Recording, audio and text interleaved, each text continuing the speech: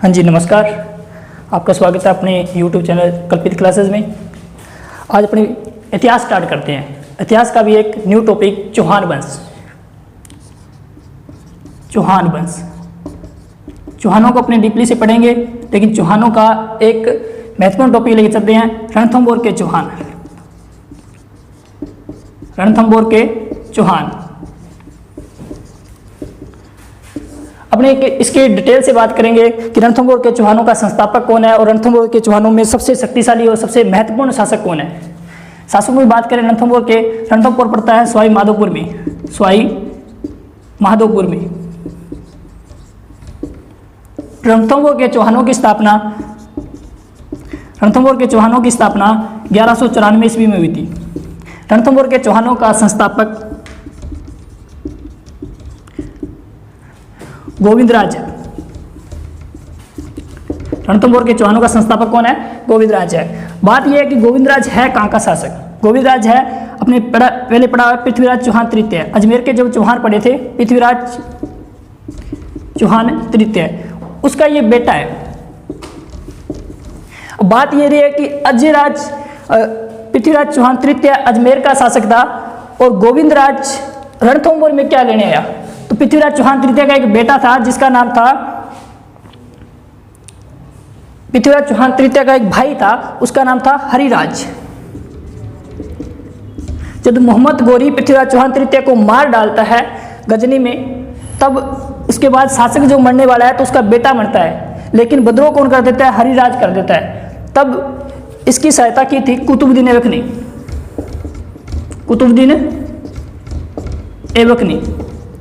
कुतुबुद्दीन ऐबक की सहायता से इसने सवाई माधोपुर में रणथंभौर के चौहानों की स्थापना की थी। कब की थी? 1194 ईस्वी में। रणथंभौर के चौहानों का संस्थापक कौन है? गोविंदराज। इसके बाद महत्वपूर्ण शासक बढ़ते हैं अपने, जो रणथंभौर के चौहानों में जो बढ़िया शामिल है। रणथंभौर के चौहानों में विभिन्न शासक आए, लेकिन एक ही महत्वपूर्ण शासक है, उसका नाम है राणा हमीरदेव चौहान। कौन शासक अभी? हमीरदेव चौहान। इसकी बात करते हैं। ये रणथंभौर के चौहानों में सबसे शक्तिशाली व अंतिम शासक था। रणथंभौर के चौहानों का अंतिम शासक था। शासनकाल की बात करें तो 1282 से लेकर 1301 ईस्वी तक रणथंभौर के चौहानों में सबसे शक्तिशाली व सबसे प्रतापी शासक था। हमीर के बारे में थोड़ी सी डिटेल में देखें तो हमीर इतिहास में किस लिए फेमस हुआ? पहले इसके माता पिता की बात करते हैं कि इसके पिता कौन थे। पिता की बात करें, पिता थे जेत्रसिंह। पिता कौन थे? जेत्रसिंह। जेत्रसिंह ने अपने जीवन काल में लगभग अपना शासनकाल देखा था 32 वर्ष। कितने वर्ष देखा था? 32 वर्ष। माता की बात करें तो माता थी इसकी हीरादेवी। क्योंकि ये एक महत्वपूर्ण शासक है, इसलिए अपने पूरी डिटेल से देखते हैं। इसकी पत्नी का नाम देखते हैं कि हमीरदेव की पत्नी का नाम क्या था? तो रंगदेवी था। हमीरदेव की पत्नी का नाम क्या था? रंगदेवी था। हमीरदेव की पुत्री का नाम, इसकी एक पुत्री भी हुई थी जिसने अंतिम समय में पद्मला तालाब में डूबकर आत्महत्या की, पद्मला तालाब में टूटकर जल जोर किया था। तो उसकी पुत्री का नाम क्या था? पद्मला, या इसको प्यार से देवल देवी भी कहते थे। देवल देवी भी कहते थे या देवल देव कहते थे। हमीर इतिहास में क्यों प्रसिद्ध हुआ? अपनी हट के लिए। अपनी हट के लिए इतिहास में अपनी हट के लिए प्रसिद्ध हुआ था और शरणार्थियों के रक्षा के लिए प्रसिद्ध हुआ था। दूसरी बात है, इसीलिए इसे हट्टी राजा भी कहते हैं। हट्टी राजा भी कहते हैं। क्या कहते हैं अभी? इसे इसलिए हट्टी राजा भी कहते हैं। एक बात और कि हमीर से संबंधित हमें कौन कौन से ग्रंथों से जानकारी प्राप्त होती है? तो हमीर से संबंधित प्रमुख ग्रंथ या जानकारी के स्रोत, हमीर की जानकारी के प्रमुख स्रोत कौन कौन से स्रोत है, वो स्रोत देखना भी। हमीर के बारे में सर्वप्रथम जानकारी कौन सा ग्रंथ देता है? हमीर महाकाव्य। हमीर महाकाव्य। हमीर के बारे में सर्वप्रथम जानकारी कौन सा ग्रंथ देता है? हमीर महाकाव्य। हमीर महाकाव्य की रचना किसने की थी? नैनचंद्र सूरि ने। हमीर के बारे में सर्वप्रथम जानकारी कौन से ग्रंथ से प्राप्त होती है हमें? हमीर महाकाव्य से। हमीर महाकाव्य के बारे में जानकारी कौन देता है? नैनचंद्र सूरि। कहने का अर्थ यह है कि हमीर महाकाव्य की रचना किसने की है? नैनचंद्र सूरि ने की है। किसने की है भाई? नैनचंद्र सूर्य ने की है। दूसरा जो प्रमुख ग्रंथ है जिससे हमें हमीर के बारे में जानकारी प्राप्त होती है वह हमीर रासो। हमीर रासो, हमीर रासो को दो व्यक्तियों ने लिखा था। सारंगधर इसने लिखा था 13वीं शताब्दी में, और एक था जोधराज। हमीर रासो ग्रंथ की रचना दो व्यक्तियों ने की थी, एक तो सारंगधर इसने की थी 13वीं शताब्दी में, एक था जोधराज इसने की थी 18वीं शताब्दी में।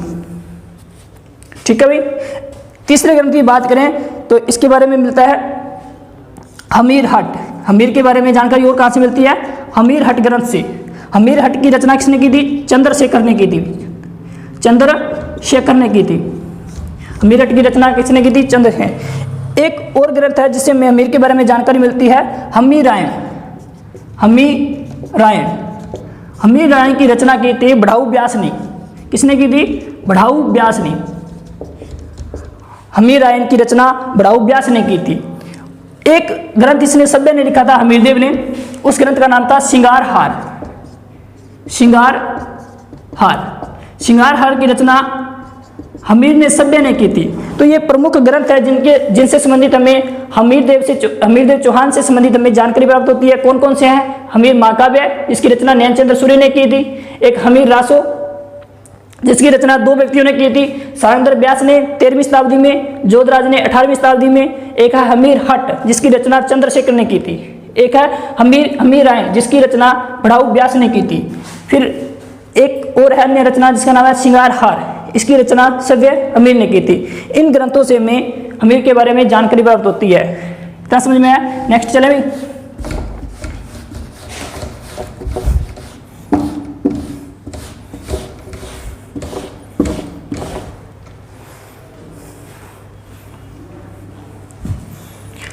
हमीर शासक बनते ही इसने एक नीति अपनाई थी, दिग्विजय विजय की नीति। दिग्विजय विजय की नीति क्या अर्थ होता है भाई इसका? इसका अर्थ होता है कि मैं जब भी शासक बनूंगा या शासक बनते ही मैं दिशाओं को जीतूंगा। तो दिशाओं को जीतने के कारण इसे कहते हैं दिग्विजय विजय की नीति। कैसे भाई? देखो यहां पड़ता है रणथंबोर। क्या पड़ता है? रणथंबोर। और रणथंबोर का शासक कौन था? हमीर था। हमीर ने शासक बनते ही यहां पड़ता है यूपी। यूपी के शासक अर्जुन को हराया था, या यूपी के अंदर एक जगह है भीमरस, ऐसा कहा जा सकता है कि भीमरस के शासक अर्जुन को हराया था। हमीर ने यहां पड़ता है माडलगढ़ जो भीलवाड़ा में है, माडलगढ़ भीलवाड़ा से कर वसूला था। और विजय की बात करें तो यहां पड़ता है मेवाड़। मेवाड़ का शासक जब हमीरदेव चौहान रणथंबोर का शासक था, उसमें मेवाड़ का शासक था समर सिंह। ये वही समर सिंह है जिसका बेटा था रतन सिंह, और ये वही रतन सिंह है जिसकी पत्नी का नाम था पद्मनी।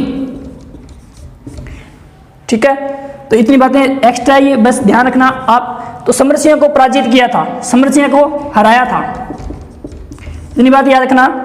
और बात करें यहां पड़ता है आबू, नजदीकी क्या पड़ता है? आबू। आबू का शासक था उसमें प्रताप सिंह है। आबू के शासक प्रताप सिंह को हराया था, प्रताप सिंह को हराया। फिर हमीरदेव रणथंबोर से कहा दक्षिण की ओर बढ़ा, और यहां पड़ता है मालवा, जिसे वर्तमान में एमपी कहते हैं अपने। मालवा के शासक भोज परमार को हराया था, भोज परमार को हराया था। अब सभी राजाओं को इतना हराने लगा ये,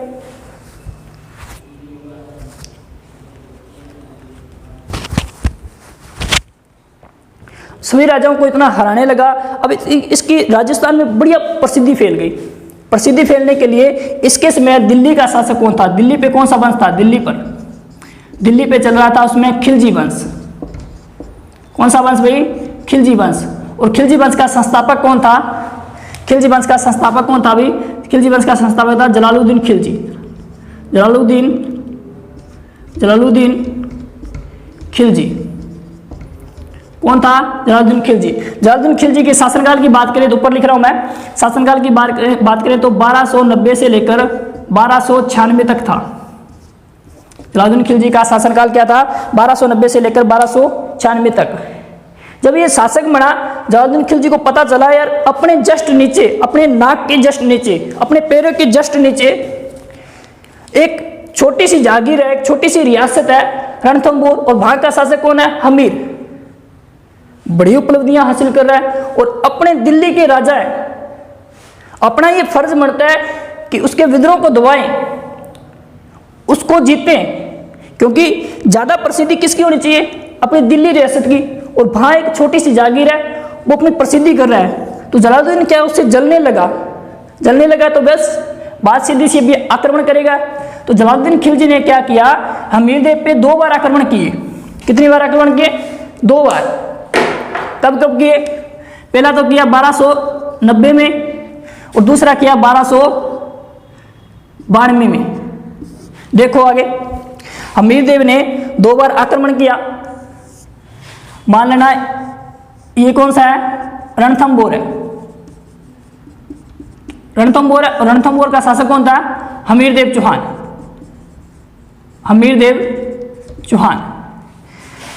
रणथंभौर की पहाड़ी के जस्ट आगे एक दुर्ग और स्थित था, बना हुआ। उस दुर्ग का नाम था झाइन दुर्ग। उस दुर्ग का नाम क्या था, झाइन दुर्ग। रणथंभौर पे तो हमीर खुद बैठा था वहां पे शासक बन के, और यहां पढ़ा रखा था अपने एक सेनापति को। उस सेनापति का नाम था गुरुदास सैनी। आक्रमण कौन करेगा, जलालुद्दीन खिलजी। जलालुद्दीन खिलजी ने आक्रमण किया झाइन दुर्ग पे, क्योंकि इस दुर्ग तक पहुंचना है, रणथंभौर के दुर्ग तक, तो झाइन दुर्ग को जीतना पड़ेगा। इसलिए रणथंभौर दुर्ग की चाबी किसे कहते हैं, झाइन दुर्ग को, क्योंकि ये दोनों एक ही पहाड़ी पे बने हुए थे। उस पहाड़ी तक जाने के लिए, यानी कि इस दुर्ग तक जाने के लिए झाइन दुर्ग को जीतना पड़ेगा। तो क्या किया, जलालुद्दीन खिलजी ने इस दुर्ग पर घेराबंदी की और गुरदास सैनी को मार डाला। आगे का रणथंभौर दुर्ग की घेराबंदी अच्छी तरह से की और लगभग 6-7 महीने घेराबंदी रखी। 6-7 महीने घेराबंदी रखी। लेकिन हमीर ने यहाँ पे मोर्चाबंदी बड़ी अच्छी कर रखी थी। किसी भी प्रकार से मोर्चाबंदी नहीं उठा पाया था, मतलब तोड़ नहीं पाया था। तो जलालुद्दीन खिलजी ने कहा कि चलो पैक करो अपना सामान, वापिस चलते अपनी दिल्ली में। यार वहां यदि किसी ने अधिकार कर लिया तो अपने इस छोटी सी जागीर का क्या करेंगे, अपने तो हिंदुस्तान के राजा है, यदि पीछे से किसी ने और ने अधिकार कर लिया तो कहते हैं कि जलालुद्दीन खिलजी जा रहा था सामान पैक करके, तो एक व्यक्ति बीच में बोल गया था। इसी का सेनापति था जलालुद्दीन खिलजी का।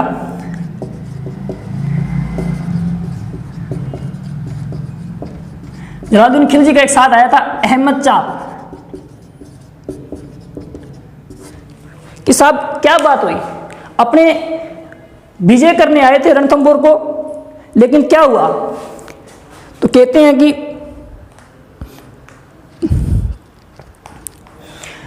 जलालुद्दीन खिलजी ने जवाब दिया, देखो यार रणथंभौर जैसे 10 दुर्ग, अरे आप नुछावर है, आपका बाढ़ भी बांका नहीं होना चाहिए। तो रणथंभौर दुर्ग के लिए जलालुद्दीन खिलजी ने कहा घेरा उठाते हुए कि रणथंभौर जैसे 10 दुर्ग मैं मुसलमानों के एक बाल के बराबर महत्व नहीं देते। तो ये बात किसने बोली थी, जलालुद्दीन खिलजी ने बोली थी। याद रखना किसने बोली थी, जलालुद्दीन खिलजी ने। अहमद साहब समझ गया कुछ नहीं भाई, पार नहीं पड़ी इसलिए जा रहे हैं, ये चला गया। और यहाँ पे अधिकार तो किसका है, जलालुद्दीन खिलजी का ही है। अपना सेना यहाँ पे अपने सैनिक छोड़ के गया था झाइन दुर्ग पे। हमीर ने क्या किया, धीरे से आया, इस झाइन दुर्ग पे पुण्य अधिकार कर लिया। अधिकार करने के बाद ये बात किसको पता चली, जलालुद्दीन खिलजी को। और जलालुद्दीन खिलजी कहता है यार अभी तो 1290 में उसको जीत गए हैं, अब फिर जाना पड़ेगा। तो उसने पुण्य आक्रमण किया था, पहले किया था 1290 में, झाइन दुर्ग को जीता था, फिर पुण्य आक्रमण किया था 1292 में। लेकिन याद रखना ये भी आक्रमण इसका असफल रहता है। इस बार तो इसे झाइन दुर्ग में ही कड़ा विरोध करना पड़ता है। तो याद रखना जलालुद्दीन खिलजी ने 2 बार आक्रमण किया था रणथंभौर पे, 1290 में और 1292 में। 1290 में इसने झाइन दुर्ग को जीत लिया था और 1292 में ये असफल रहा था। तो इससे हमीर की और प्रसिद्धि हुई कि यार दिल्ली का शासक आया है और उसको जीत नहीं पाया, एक छोटी सी जागीर को जीत नहीं पाया। तो आगे देखना, यहाँ नया शासक बनेगा, खिलजी वंश का एक नया शासक आएगा, उसका नाम देखना, बड़ा भयंकर शासक आया, उसका नाम है अलाउद्दीन खिलजी, जिसे अपने को कहते हैं AK। शासनकाल की बात करें तो 1296 से लेकर 1316 तक है। वास्तव में ये दिल्ली सल्तनत का यदि शासक की बात करें ना, बड़ा महत्वपूर्ण शासक था। ये दिल्ली सल्तनत का एक मात्र शासक था जिसने कभी सोचा था कि मैं दक्षिणी भारत को भी जीतूंगा। कौन सा? दक्षिणी भारत को भी जीतूंगा। कौन? अलाउद्दीन खिलजी ने ये सोचा था कि मैं कभी यदि आक्रमण करूंगा तो दक्षिणी भारत को भी जीतूंगा। कारण क्या था? दक्षिणी भारत में यहाँ पड़ता है गुजरात, और गुजरात में उसमें था सोमनाथ मंदिर। सोमनाथ मंदिर, अब सोमनाथ मंदिर को जितने भी आक्रमण हुए ना, सभी आक्रमणकारियों ने लूटा था। ठीक है, क्योंकि दक्षिणी भारत ये मान के चला धन धान्य वाला देश था, तो इसीलिए अलाउद्दीन खिलजी अपने आप को क्या बोलता था? दूसरा सिकंदर बोलता था भाई, दूसरा सिकंदर। इसकी इच्छा थी कि मैं पूरे विश्व को जीतूं। जिस प्रकार सिकंदर ने पूरे विश्व को जीता था, उसी प्रकार मैं भी पूरे विश्व को जीतूं, यानी कि पूरे अपने ये मान के चलना कि इसकी इच्छा थी कि पूरे राजस्थान और भारत में मेरा अधिकार हो। अब मान लो कि इसने क्या सोचा है? इसने ये सोचा है कि मैं दक्षिणी भारत को लूटूंगा, तो बीच में क्या आएंगे? बीच में टांग अड़ाने वाले कौन आएंगे? राजस्थान के शासक आएंगे, राजस्थान के दुर्ग आएंगे, राजस्थान के महत्वपूर्ण शासक आएंगे। तो भाई गोचों करना, जो गोचे करेगा उनको निकालेगा ना। तो अब ये दक्षिणी भारत में जब जाएगा तो इसका कड़ा प्रतिरोध कौन करेगा? बीच में रणथंभौर का शासक हमीरदेव। अब बात करते हैं कि हमीरदेव और रणथंभौर के शासक, हमीरदेव और अलाउद्दीन खिलजी के मध्य विवाद होने का कारण क्या था? देखो भाई, कारण क्या था? हमीर की सेना, अलाउद्दीन खिलजी, एक कारण तो ये देखना कि इसकी साम्राज्य विस्तार नीति, साम्राज्य विस्तार नीति। अलाउद्दीन खिलजी ये चाहता था कि मैं जब राजा बनूं तो मेरा क्या है? विस्तार, जो राज्य विस्तार है वो बहुत पले फुले, यानी कि मेरा अधिकार सभी जगह हो। तो एक याद रखना, साम्राज्य विस्तार की नीति। दूसरा जो कारण है वो एक ग्रंथ के अनुसार है, हमीर महाकाव्य के अनुसार। अभी मैंने ग्रंथ करवाए थे जिनसे संबंधित हमें हमीर से संबंधित जानकारी प्राप्त होती थी, उनमें बताया था हमीर महाकाव्य। हमीर महाकाव्य के अनुसार याद रखना, हमीर महाकाव्य ये कहता है कि अलाउद्दीन खिलजी की सेना एक बार 1299 में सोमनाथ मंदिर को लूटने आई। सोमनाथ मंदिर को लूटने आई, लेकिन सोमनाथ मंदिर को जब लूटने आई, लूट के लिए वापिस जा रही थी, तो इनके जो अलाउद्दीन खिलजी की जो सेना थी ना, या सेनापति थे, उनका नाम था नुसरत खां और अलूख खां। क्या नाम था? नुसरत खां और अलूख खां। कुछ एक मंगोल शासक थे जिन्होंने नया धर्म परिवर्तन किया था, इसलिए उनको बोलते थे नवीन मुसलमान। उनका नाम क्या था? एक का नाम था मोहम्मद शाह, एक का नाम, इसका भाई था कबरू, और इसके साथ था कामरू। ये थे, यानी कि इन सेनापति नुसरत खां, अलूख खां और मोहम्मद शाह और कबरू और कामरू के नेतृत्व में सोमदेव विजय हुई। यानी कि सोमदेव मंदिर को लूटने गए, आराम से लूट लाट ले आए, लेकिन यहाँ जालोर के पास क्या होता है? लूट का जो माल था उसका बंटवारा होता है। मोहम्मद शाह कहता है कि मुझे नहीं पता, मेरे को 20% चाहिए, जितना माल लूटा उसका 1/5 भाग चाहिए। नुसरत शाह, अलूख खां ने कहा थप्पड़ पड़ेगा कुछ मांगा तो कहते हैं कि मोहम्मद शाह ने कहा कि हम नए मुसलमान बने हैं, इसलिए आप हम पे विश्वास नहीं करते। ये थोड़े से टेढ़े थे नुसरत खां और अलूख खां कि हाँ नहीं करते, क्या कर लेगा, कुछ बिगाड़ सकता है क्या? तो कहते हैं कि मोहम्मद शाह और कबरू और कामरू, ये मत याद करना, लेकिन याद रखना मोहम्मद शाह मुख्य है। इसने इनके दो मारे लपड़, दो मारे चपेट, और जो ये माल का जो सारा सामान लेके कहाँ चला गया? भाग के कहाँ चला गया? हमीर के पास। कहाँ चला गया? हमीर के पास। इतनी बात समझ में आई क्या? हमीर के पास। ये किस ग्रंथ के अनुसार? हमीर महाकाव्य के अनुसार।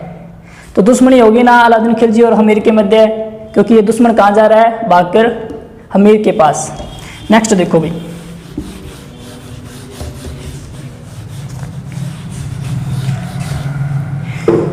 तीसरा जो कारण है वो भी ग्रंथ के अनुसार है, और उस बार ग्रंथ है हमीर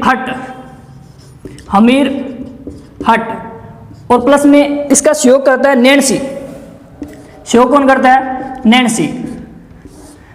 हमीर महाकाव्य में चंद्रशेखर, क्योंकि चंद्रशेखर का लिखा हुआ है हमीर हट किसका लिखा हुआ है, चंद्रशेखर का, और नैन्सी किसका लिखा हुआ है, नैन्सी विख्यात लिखा हुआ ना ग्रंथ। तो ये कहते हैं कि अलाउद्दीन खिलजी है ना, अलाउद्दीन खिलजी की एक बेगम थी, और बेगम भी कौन सी, मराठा थी। कौन सी बेगम, मराठा बेगम थी, और मराठा बेगम का नाम था चिमना। अच्छी गबरू जवान थी। और इधर जो सेनापति था अलाउद्दीन खिलजी का ही था, उसका नाम था मोहम्मद शाह। उसका नाम क्या था, मोहम्मद शाह। मोहम्मद शाह बढ़िया जवान था, गबरू जवान था, 20 साल का था। और ये चिमना थी, ये भी बढ़िया जवान थी, लगभग 16 साल की थी। अब ये मोहम्मद शाह अलाउद्दीन खिलजी का प्रमुख सेनापति था। मोहम्मद शाह का आना जाना रहता था, और जब आना जाना करती थी तो ये जो बीच में चिमना चमक छलो ये इसको मिला करती थी, और बढ़िया रूप आपका सुना था मोहम्मद शाह।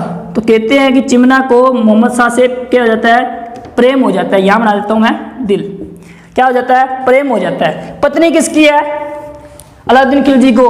अब बताओ गुस्सा आएगा कि नहीं आएगा, इसको तो वो कुछ नहीं बोलेगा, इसको बोलेगा जाके। अलाउद्दीन खिलजी मोहम्मद शाह को कहता है, किस ग्रंथ के अनुसार, हमीर हट व नैन्सी के अनुसार, कि मोहम्मद शाह और चिमना के मध्य प्रेम संबंध था, और प्रेम संबंध होने के कारण वो भाग के कहाँ चले गए, हमीर के पास। क्योंकि मैंने बताया था हमीर अपने हट के लिए और रक्षा के लिए प्रसिद्ध था। जो इसके शरण में चले जाते थे उनको अपने दिन रख लेता था, उसके बदले चाहिए इसको अपनी जान, अपना राज्य, अपना साम्राज्य से भी दाव पे क्यों ना लगाना पड़े। तो कहते हैं कि अलाउद्दीन खिलजी ने मोहम्मद शाह से कहा, यार मैंने सुना है चिमना से तेरे को प्यार है, या चिमना से तेरा कोई लफड़ा चल रहा है। कहते हैं कि मोहम्मद शाह ने कुछ की नजरें चुराई, पता तो चल ही जाता है। इसने कहा कि मेरी चिमना के दिल से निकलने का क्या लेगा। इसने कहा प्यार करता हूं मैं, कोई दिल से नहीं निकलता। चिमना से पूछा अलाउद्दीन खिलजी ने कि दूर है मंजिल पास है किनारा, दूर है मंजिल पास है किनारा, अब क्यों नहीं आता फोन तुम्हारा, भूल गए नाम या नंबर हमारा, या मिल गया हमसे प्यारा। जैसे ही अलाउद्दीन खिलजी ने ये शायर बोला, चिमना ने बोला यस, कौन मिला है, आपसे प्यारा है मोहम्मद शाह। इसने ऑर्डर निकाल दिया कि मोहम्मद शाह को मार दो। तो कहते हैं कि इस बात का मोहम्मद शाह को पता चल गया कि ये मारने वाले हैं। इन दोनों ने इधर से प्लानिंग बनाई कि अपने क्यों ना उसको मार दे, अलाउद्दीन खिलजी को। तो पार नहीं पड़ी तो चिमना और मोहम्मद शाह कहाँ चले जाते हैं, भागकर रणथंभौर के शासक हमीर के पास। आना हमीर के पास ही है, चाहे उस हमीर महाकाव्य के अनुसार मान लो, या फिर इस ग्रंथ के अनुसार मान लो। पीछे से अलाउद्दीन खिलजी हमीर को फोन करता है कि हेलो हमीर, यार आपके पास मेरी चिमनी आई है, भेज दे भाई, पार नहीं पड़ रही है। तो कहते हैं कि अलाउद्दीन खिलजी के इस मैसेज को हमीर ने मना कर दिया कि जो मेरी रक्षा में आते हैं मैं उसकी रक्षा करता हूं, उसके बदले चाहिए भले ही मेरी जान क्यों ना चली जाए। तो हमीर ने इसको चेतावनी स्पष्ट दे दी कि अलाउद्दीन खिलजी मैं तेरी ना कोई चिमना को भेजता, ना कोई तेरी चिमनी को भेजता। कहते हैं इसके बाद देखो भाई, इसके बाद होता है युद्ध। अब आक्रमण करेगा भाई, उसकी चिमनी है, अब चिमनी को कहाँ रखा है, रणथंभौर में रखा है। तो अब जो युद्ध होगा ना, इधर से अपनी सेना भेजता है कौन, अलाउद्दीन खिलजी। सेना में दो ही व्यक्ति हैं, नुसरत खां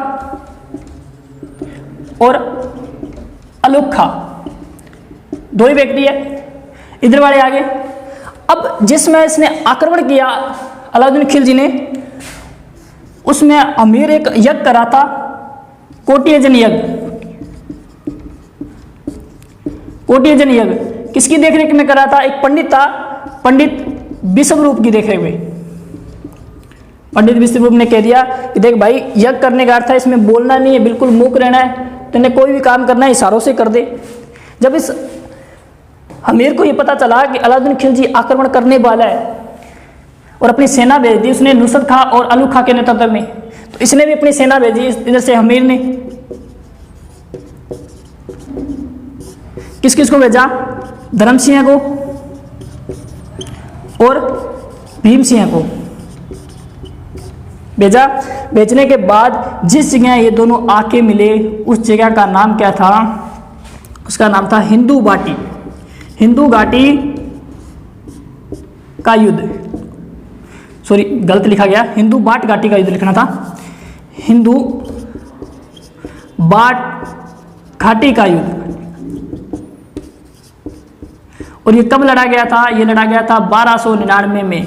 कहाँ लड़ा गया था? तो याद रखना, बनास नदी के किनारे लड़ा गया था। कहाँ लड़ा गया था? बनास नदी के किनारे लड़ा गया था। इस युद्ध में किसकी विजय होती है? इस युद्ध में विजय होती है हमीर की। किसकी विजय होती है? हमीर की। हमीर की विजय तो हो जाती है। विजय के बाद ये नुसरत खां, अलू खां सेना भाग जाते, बच जाते हैं, इस सेना में भाग जाते हैं। भागने के बाद धर्म सिंह और भीम सिंह मजे से जीते हुए थे, वापिस जा रहे थे। अब जीते हुए वापिस जा रहे थे, धर्म सिंह जीत की खुशी में आगे चले गया। नुसरत खां और अलू खां ने सोचा कि अपने उस डाकी को क्या बोलेंगे जाके कि यार दिल्ली सल्तनत का इतना महत्वपूर्ण शासक और उसकी सेना एक छोटे से शासक से हार के आ गई। तो नुसरत खां अलू खां ने क्या किया? पुण्य आक्रमण कर दिया। ये धर्म सिंह तो आगे चला गया और ये भीम सिंह क्या है, इनके हाथों मारा गया। धर्म सिंह कहाँ पहुंचा? हमीर के पास। हमीर ने पूछा कि भीम सिंह कहाँ है? तो धर्म सिंह ने कहा कि वो मारे गए हैं। कौन से युद्ध में? हिंदू घाटी के युद्ध में। हिंदू घाटी के युद्ध में। तो धर्म सिंह को भीम सिंह का हत्यारा यानी कि इसका दोषी बताया। और दोषी बताने के बाद इस धर्म सिंह को क्या करता है? सेनापति के पद से हटाकर और अंधा करवा देता है। इसको अंधा करवा देता है। उसके बाद भीम सिंह के एक भाई था भोज, इसको एक नया सेनापति बना देता है। अब भोज क्या करता है? हमीर का नया सेनापति तो बन गया, लेकिन इधर दिल्ली से बार बार आक्रमण हो रहे थे, बार बार आक्रमण, तो वो परिस्थिति संभाल नहीं पाया, बार बार संभाल नहीं पाया। तो पुण्य अमीर ने क्या किया? धर्म सिंह को सेनापति बना दिया। अब इसको हटाया, इसकी बेइज्जती की है, और इसको अंधा कराया था, इसकी भी बेइज्जती की थी। ये दोनों ही दुश्मन हो गए हमीर के। तो याद रखना, हमीर अपनी जनता में कभी लोकप्रिय नहीं हो पाया था। कारण क्या था? इस धर्म सिंह को कोषाध्यक्ष बनाया गया था। धर्म सिंह ने जनता पे नया नया कर लगाया था, जिसकी वजह से ये जनता में कभी लोकप्रिय नहीं हो पाया था। अब जब भोज को हटा दिया तो भोज कहाँ चला गया? अलाउद्दीन खिलजी के पास। और अलाउद्दीन खिलजी को युद्ध करने के लिए ललकार रहा था, बार बार उसको भड़का रहा था, बुंडे बुंडे शब्द बोलता था कि यार क्या बात है, तेरे गोडे में पानी बढ़ गया यार। छोटी सी जागीर का बंदा, छोटी सी रियासत का बंदा दिल्ली सल्तनत को टक्कर दे रहा है। तो कहते हैं कि हमीर ने अलू खां और नुसरत खां के नेतृत्व में भेजा कि इस बार आप रणथंभौर पे आक्रमण करोगे, कुछ भी हो जाए। तो अब देखना, रणथंभौर पे आक्रमण, रणथंभौर पे आक्रमण। रणथंभौर पे आक्रमण कैसा होता है? रणथंभौर पे आक्रमण वही सेम कंडीशन, एक ही पहाड़ी पे बना हुआ है। यहाँ पे रणथंभौर का दुर्ग,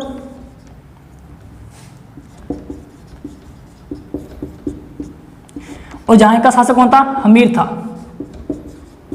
हमीरदेव चौहान था। और यहां था झाइन दुर्ग।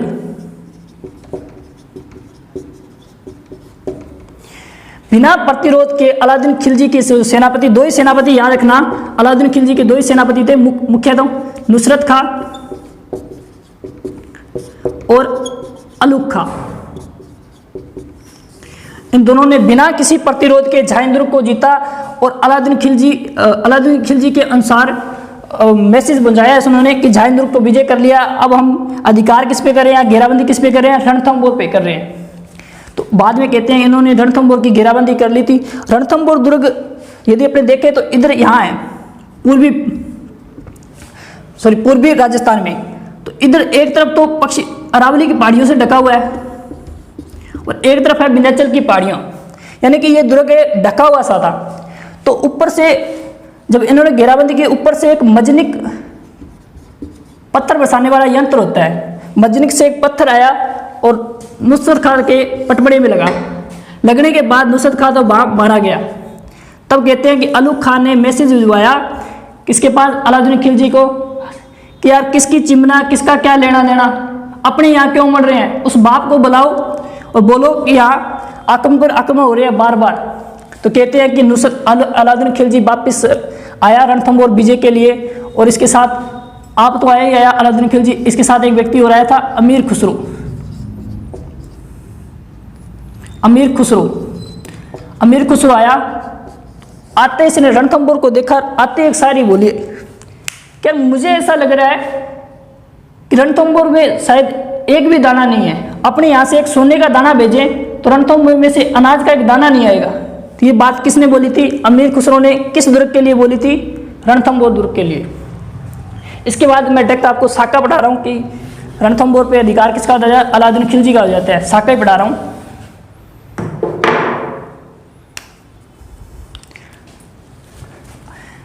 राजस्थान का प्रथम साका, राजस्थान का प्रथम साका,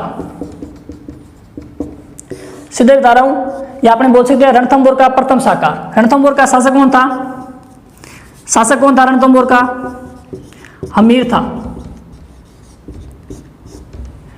इसने क्या किया? केसरिया किया। और जोहर किसने किया? पीछे मैंने इसकी पत्नी बताया, क्या नाम बताया था? रंगदेवी। और एक इसकी पुत्री थी जिसका नाम था पद्मला। अब ये राजस्थान का प्रथम साका किसकी वजह से हुआ था? आक्रमणकारी कौन था?